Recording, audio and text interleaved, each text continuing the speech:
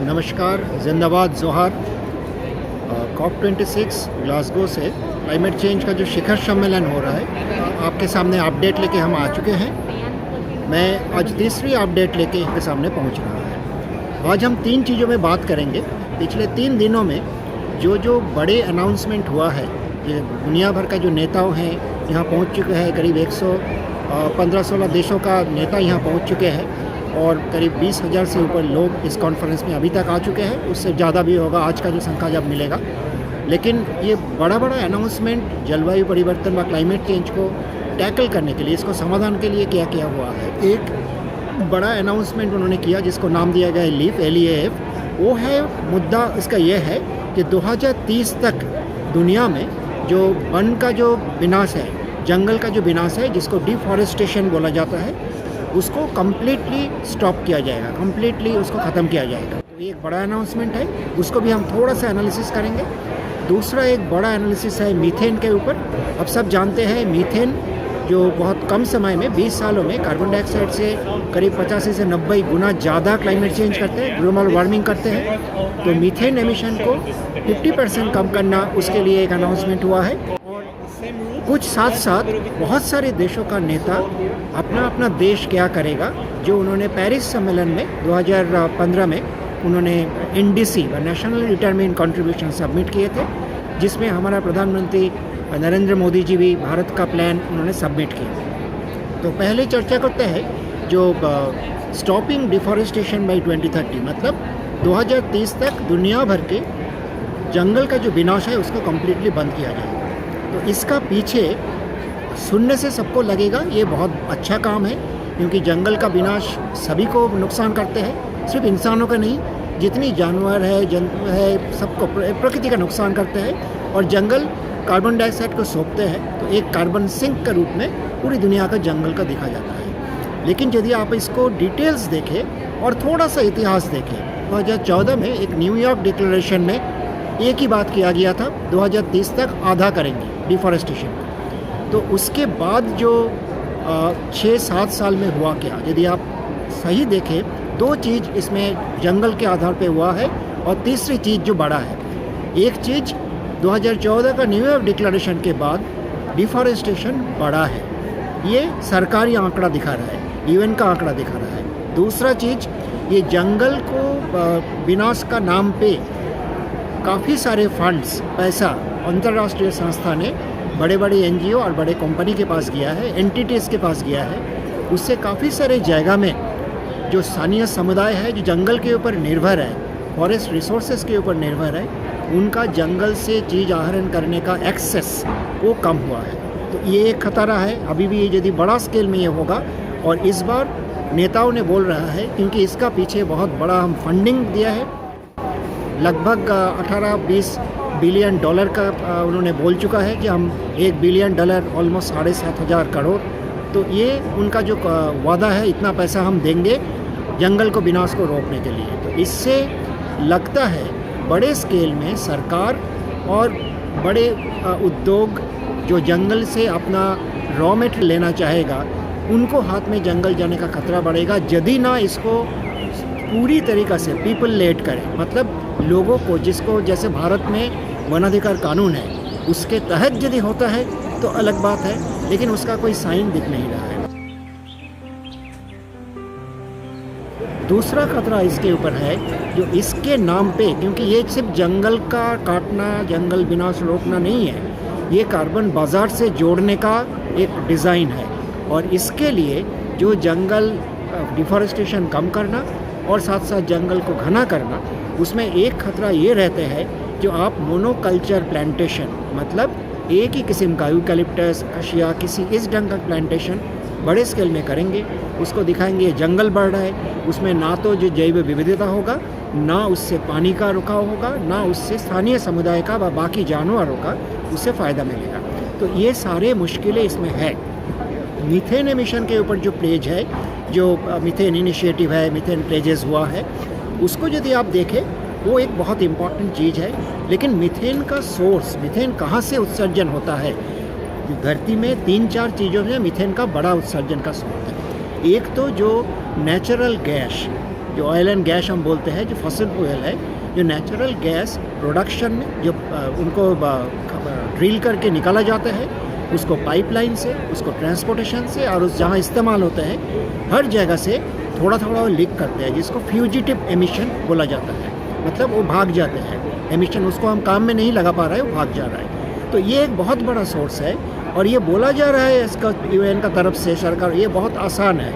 लेकिन यदि सच्ची में ऐसे लाखों जगह में इसको रोकना इतना आसान है तो एक सवाल ये भी उठता है, इतनी सालों से आपने रोका क्यों नहीं? दूसरा बड़ा सोर्स है जो एग्रीकल्चर रिलेटेड, मतलब आप जानते हैं जो कैटल का जो सोर्स है। दूसरा हमारा जो बायोलॉजिकल जो एक्टिविटीज़ होता है सॉइल में, जहाँ भी मिथेनोजेनिक बैक्टीरिया है उसमें यदि ऑक्सीजन ना मिले तो उस बायोलॉजिकल मैटर से, बायोमास से मीथेन उत्सर्जन होता है। तीसरा एक बड़ा सोर्स है जो शहरी वेस्ट, अर्बन वेस्ट जो है, उसमें जो ऑर्गेनिक वेस्ट है वो जब डंप होता है उससे मीथेन उत्सर्जन होता है। और एक चौथा बड़ा सोर्स जो क्लाइमेट चेंज का तहत बढ़ रहा है वो है जो हमारा उत्तरी मेरू का नज़दीक आर्कटिक सी, उसका जो सैलो एरियाज़ है और परमाफ्रॉस्ट है, जहाँ मिट्टी के अंदर बर्फ़ जमा हुआ है और उसमें बायोलॉजिकल मैटर है। तो ग्लोबल वार्मिंग के साथ साथ उसमें मीथेन प्रोडक्शन बढ़ रहा है। ये खतरा रोकने के लिए आपको ग्लोबल वार्मिंग को ही कम करना पड़ेगा, इसको बाकी कोई तरीका नहीं है। तीसरा एक बड़ा जो मैंने आज थोड़ा सा हिंट देना कोशिश करूँगा, जो प्रधानमंत्री मोदी का बड़ा अनाउंसमेंट यहाँ बोला गया है कि 2070 तक भारत नेट ज़ीरो करेंगे। इसमें सुनने में बहुत अच्छा लग रहा है। जो बाकी देश, बड़े देश, अमीर देश बोल रहा है 2050, चीन बोला है 2060, भारत बोल रहा है हम गरीब देश, हमारा और भी कोट एंड कोट डेवलपमेंट चाहिए, हमें और कोयला जलाना पड़ेगा, हमें और तेल जलाना पड़ेगा। हाँ, तो हम 70 तक करेंगे। जिस रेट पे, जिस ढंग से क्लाइमेट चेंज आगे बढ़ रहा है, 2070 सारे जो क्लाइमेट जस्टिस का आंदोलन है, हर एक को जो लोगों का आंदोलन है, वो बोल रहा है it's too late too little, बहुत कम बहुत देर हो जाएगा। ये आप IPCC का रिपोर्ट देखें, वो 2018 का SR15 इस साल जो अगस्त महीना में रिलीज़ हुआ है वो रिपोर्ट आप देखें, जिसमें ये साफ बोला जा रहा है 2030 तक हमें एमिशन को आधा करना पड़ेगा, 30 तक जो 9 साल भी बाकी है, और 2050 के पहले ज़ीरो करना पड़ेगा। लेकिन हम बहुत सारे देश अभी बोल रहे हैं नेट ज़ीरो, कोई ज़ीरो नहीं करेगा, सब नेट ज़ीरो करेगा। तो ये भी एक घपला चल रहा है। तो 2070 का कोई मतलब नहीं है। दूसरा एक मैं चीज़ इंडिकेट करना चाहूँगा, मोदी जी ने बहुत बार बोला हमारा पूरी एनर्जी का इतना प्रतिशत हम रिन्यूएबल करेंगे। हमें ये समझना पड़ेगा कि भारत जैसे देशों में हमारा बिजली जो सोलर व विंड से बनते हैं, वो बिजली हमारा पूरा जो ऊर्जा है, जिसको एनर्जी बास्केट बोला जाता है, प्राइमरी एनर्जी बास्केट, उसका 16 से 18% ही देते हैं। और मोदी जी जितनी अपना उद्योग का बात किया, इनिशिएटिव का बात किया, वो है सोलर बिजली, पवन चक्की से बिजली, स्मॉल हाइड्रो से बिजली, न्यूक्लियर से भी इन्होंने बात किया बिजली। तो बिजली 16 से 18% पूरा ऊर्जा का। बाकी जो ऊर्जा जहाँ कोयला जला के कारखाना में गर्मी पैदा किया जाता है, सीमेंट, कोयला, cement, steel, petrochemical, paper, transportation, यहाँ क्या होगा, वो कैसे बदलेगा, इसके ऊपर कोई सही जवाब किसी ने दिया नहीं। तो ये मुझे लगता है ऊर्जा का 40-50%, ऊर्जा का इतना प्रतिशत बोल के उन्होंने सिर्फ बिजली का 50%, बिजली का 70% यही बोलने का उनको कोशिश था, लेकिन उन्होंने बोला ऊर्जा।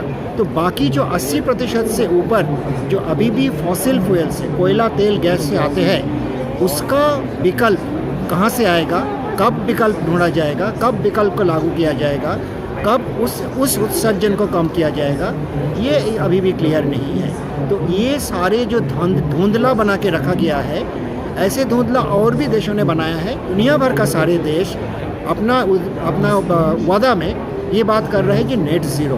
अभी नेट ज़ीरो के मतलब है एक देश व एक कारखाना व एक एंटिटी अपना देशों के अंदर उत्सर्जन जीरो नहीं करेगा, व अपना उत्सर्जन को ज़ीरो नहीं करेगा, वो करते रहेगा, लेकिन और कहीं जाके और कुछ करेगा। दो तरीका, एक तो किसी जगह में पेड़ लगाएगा, कभी वो पेड़ बड़ा होके कार्बन सोखेगा, उसको अकाउंट करेगा कितना सोखा, तो इसको बोलेगा जी इतना सोखा यहाँ, मैंने उतना किया, दोनों बराबर हो गए, इसको नेट ज़ीरो। नहीं तो कोई कारखाना ऐसे लगाएगा जिसमें हवा से व जहाँ से कार्बन उत्सर्जन होता है वहाँ से शोक के उसको मिट्टी का नीचे कहीं रखेगा, कुछ करेगा, वो टेक्नोलॉजी अभी तक तैयार नहीं है। तो ये जो नेट ज़ीरो, पहला सवाल ये है, सारे देश यदि नेट ज़ीरो बोल रहा है मतलब और कहीं और कुछ होगा। सो वो और कहीं है कहाँ? चाँद में है, मंगल ग्रह में है कि और कहीं है, ये समझ में हमें किसी को नहीं आ रहा है। यदि ऐसे होता 10 देश बोल रहा है कि नेट ज़ीरो हम करेंगे और बाकी देश बोल रहा है हम नेट नेगेटिव करेंगे तो समझ में आता था। तो ये सारे देश यदि नेट ज़ीरो करेंगे तो कहाँ जाके वो नेगेटिव करने के लिए नेट नेगेटिव होगा, ज़ीरो करने के लिए, ये अभी समझ में नहीं आया। तो ये जो घपलाबाजी जो चल रहा है पूरी दुनिया का लोगों को, लेकिन हमारे देश में अखबार, टीवी चैनल और भी देशों में इसको बहुत बढ़िया ढंग से दिख रहा है कि हम तो तीर मार लिया, क्लाइमेट चेंज को रोक लिया। तो हमें इसको एनालिसिस सही देखना पड़ेगा, क्योंकि अखबार, टीवी ज़्यादातर आपके पास वही पहुंचाएगा जो अपना नेता मेगा माउथ, मेगालोफोन नेता जो बोलेगा और वो जैसे आपको स्टेटमेंट हैंड आउट करेगा उनका सरकारी तंत्र। तो ये कुछ ज़रूरी मुद्दा लेके आज का तीसरी हिंदी अपडेट आपके सामने आ रहे हैं। नमस्कार।